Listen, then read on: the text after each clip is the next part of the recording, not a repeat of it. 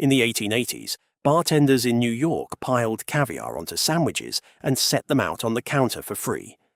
Not as a luxury gesture, as a trick. The salt made customers thirsty, and thirsty customers ordered more beer. Caviar was the peanut bowl. Nobody considered it special. Nobody was paying extra for it. There was simply too much of it to charge for. Today, a single ounce of high-grade beluga caviar sells for over $300. A kilo can cost more than $10,000.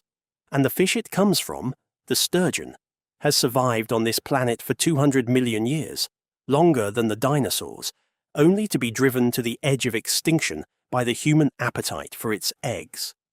The journey from free bar snack to the most expensive food on Earth took roughly 40 years, and it wasn't driven by marketing, trend cycles, or celebrity chefs.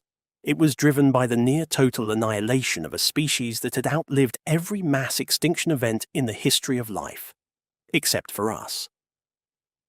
The word caviar comes from the Persian caviar, roughly translated as cake of strength.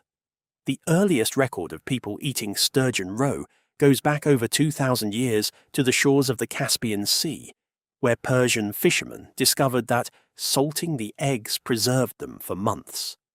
For these communities, caviar wasn't a status symbol. It was trail food, dense, protein-rich, portable. Soldiers carried it. Fishermen ate it between catches. It was fuel, not fashion. The Greeks and Romans encountered it next, serving sturgeon roe at ceremonial banquets on decorated platters accompanied by music. But the transformation from practical nutrition to genuine luxury began in medieval Russia, along the Volga River, where the most dramatic harvests in food history took place. Twice a year, the Russian sturgeon harvest unfolded like a military operation. In winter, hundreds of Cossacks stood on the frozen surface of the Volga, harpoons in hand, waiting for a cannon blast that served as the starting signal.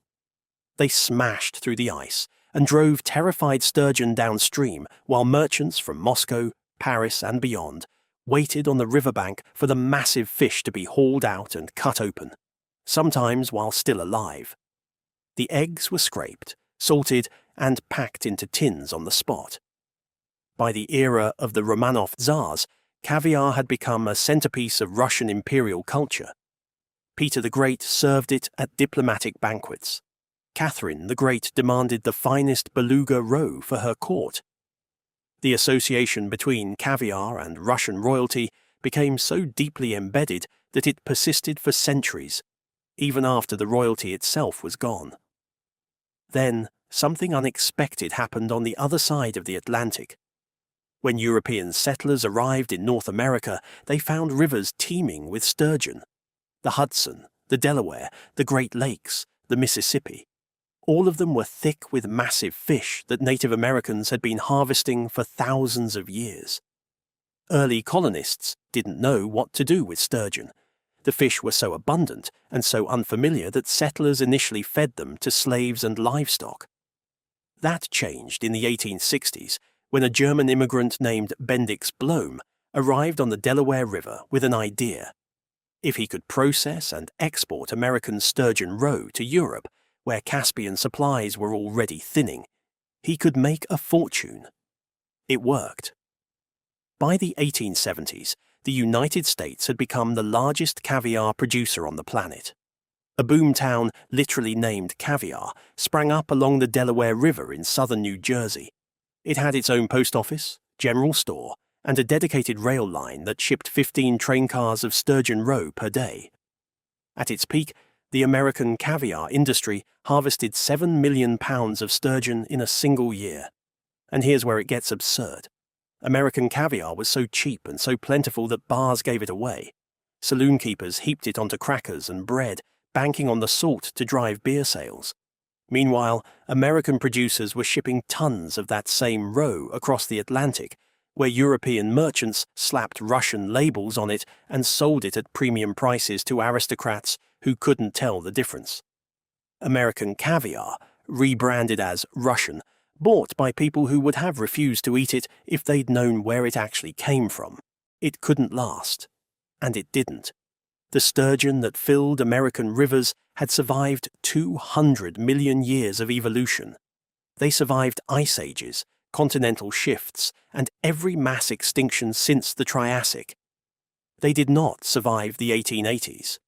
From 7 million pounds harvested in 1887, the catch plummeted to just 20,000 pounds by 1905. Commercial sturgeon fishing was banned in the US in 1906. By 1989, the East Coast sturgeon catch had dropped to 400 pounds. The town of Caviar, New Jersey, vanished from the map. Its docks rotted, its rail line buried under asphalt, its processing sheds replaced by marshland. If you visit the site today, there's nothing left. The collapse didn't happen because the sturgeon were delicate. It happened because sturgeon biology is spectacularly unsuited to being fished commercially. A beluga sturgeon takes 20 years to reach sexual maturity. 20 years before a single egg can be harvested. The fish can grow to over 1,800 pounds and live past 100. But that longevity means reproduction is slow. Each female produces eggs infrequently, and each harvest, for most of the industry's history, required killing the fish. You can't extract caviar from a dead animal and also expect the population to recover. The math never worked.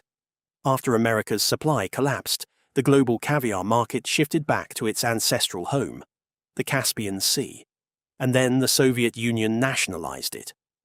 When the Bolsheviks took power in 1917, they seized control of the Caspian sturgeon fishery and created a state monopoly. For nearly 70 years, the USSR controlled the majority of the world's caviar supply, exporting it as a prestige product that generated hard currency while reinforcing the image of Russian cultural supremacy. Caviar became a Cold War luxury, served at diplomatic summits, state dinners, and high society events as a subtle reminder of Russian dominance over something the West desperately wanted but couldn't produce. But even the Soviets couldn't outfish biology. By the 1970s, industrial pollution, dam construction, and overfishing had devastated Caspian sturgeon populations. The Volga River, once the heart of the global caviar industry, was clogged with chemical runoff. Sturgeon numbers cratered. Prices predictably climbed. By the 1980s, caviar had become genuinely rare, and the price reflected genuine scarcity for the first time, rather than artificial prestige. In 1998, CITES, the international convention that regulates trade in endangered species, placed all sturgeon species under its protection. The Caspian nations renewed fishing bans. Wild beluga caviar effectively disappeared from the legal market, and so an industry that had spent centuries killing wild fish was forced to figure out how to farm them, which turns out to be absurdly difficult. Farming sturgeon for caviar requires a level of patience that borders on insanity. Depending on the species, a farmed sturgeon takes between 7 and 20 years to produce its first batch of eggs. That's a decade or more of feeding, housing, and monitoring a single fish before you see a single dollar of return.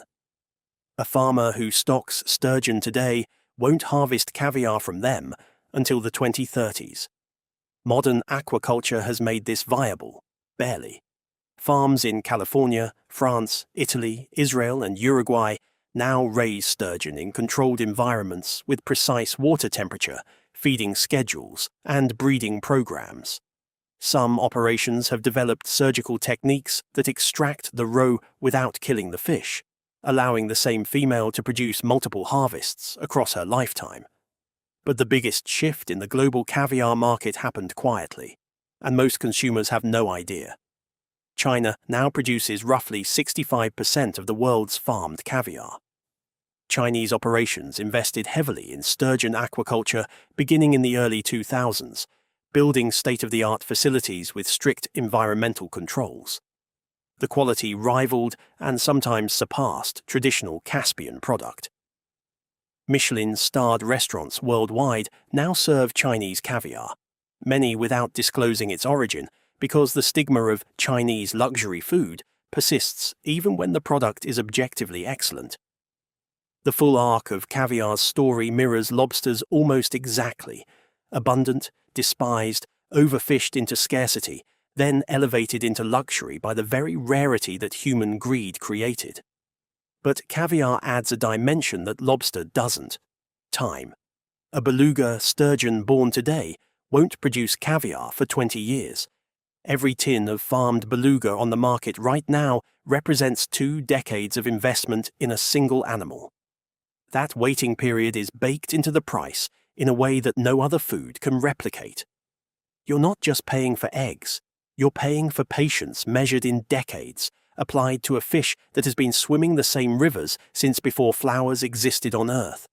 200 million years of evolutionary survival, 40 years of industrial destruction, and now a fragile comeback built on the bet that humans can farm their way out of the extinction they caused.